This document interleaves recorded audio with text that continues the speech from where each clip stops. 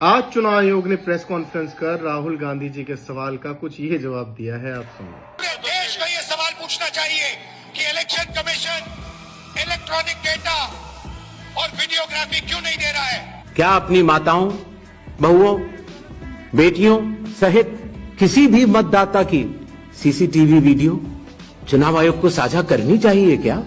कोई इनसे पूछे कि राहुल गांधी जी ने वीडियोग्राफी कहाँ की मांगी है, क्या किसी के बाथरूम की मांगी है कि निजता का हनन हो जाएगा वोटर की। जिस कानून के तहत वोटर की वीडियोग्राफी की जाती है, उनकी रिकॉर्डिंग की जाती है, उसी कानून के तहत राहुल गांधी जी ने वीडियोग्राफी की मांग की है, रिकॉर्डिंग की मांग की है। लेकिन उस पर चुनाव आयोग ये ऊल जलूल जवाब दे रहा है, न जिसका सर है न पैर है। बहन बेटियों की माताओं की रिकॉर्डिंग देंगे क्या हम? दूसरी बात इन्होंने कही कि यदि राहुल गांधी जी के पास सबूत है तो वो हल्फनामा दे।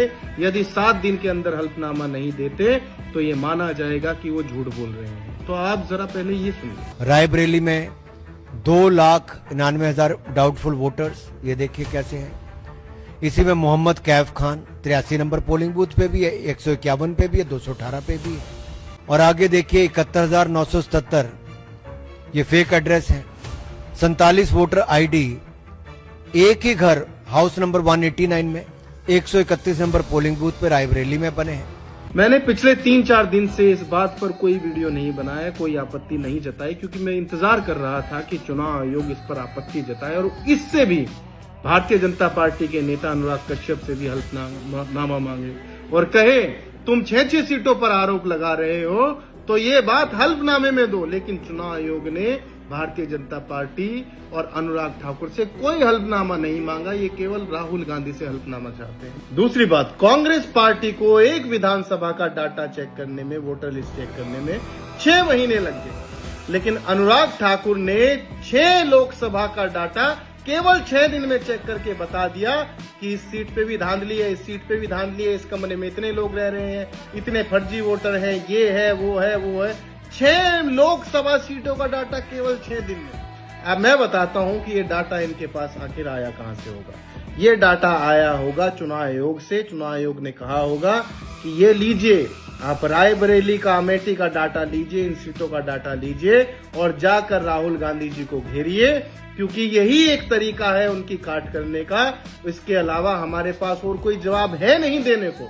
यदि हम एफआईआर करते हैं राहुल गांधी जी पर तो बात जाएगी कोर्ट में, कोर्ट कहेगा कि इसकी जांच हो, जांच अगर होगी तो सारे धागे खुल जाएंगे चुनाव आयोग के भी, भारतीय जनता पार्टी की मिली भगत के भी, तो उसमें फंसने के चांसेस ज्यादा हैं। इसीलिए हम इन आरोपों पर, जिनको फर्जी आरोप कहा जा रहा है राहुल गांधी के, सबूतों के साथ जो राहुल गांधी ने रखे, उन पर एफआईआर ना तो भारतीय जनता पार्टी कर रही है, ना चुनाव आयोग कर रहा है। ये वही भारतीय जनता पार्टी है जो मोदी चोर है कहने पर एफआईआर कर देती है, जो नेशनल हेराल्ड पर एफआईआर कर देती है, जो छोटी छोटी चीजों पर एफआईआर करती है, ढूंढती रहती है कि राहुल गांधी जी कुछ गलती करें और हम तुरंत उनको घेरे, एफआईआर करें।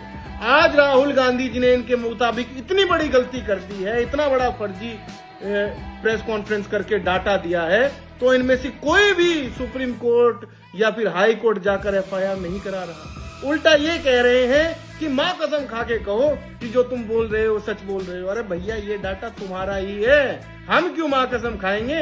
तुम्हें अगर आपत्ति है, तुम्हें लगता है कि ये डाटा फर्जी दिखाया है राहुल गांधी जी ने, तो जाकर केस करिए। और जिस ताक में आप रहते हैं कि उनका राजनीतिक करियर बर्बाद कर दें, तो कर दीजिए ना। इससे अच्छा मौका नहीं मिल सकता भारतीय जनता पार्टी या चुनाव आयोग को राहुल गांधी जी का करियर बर्बाद करने का।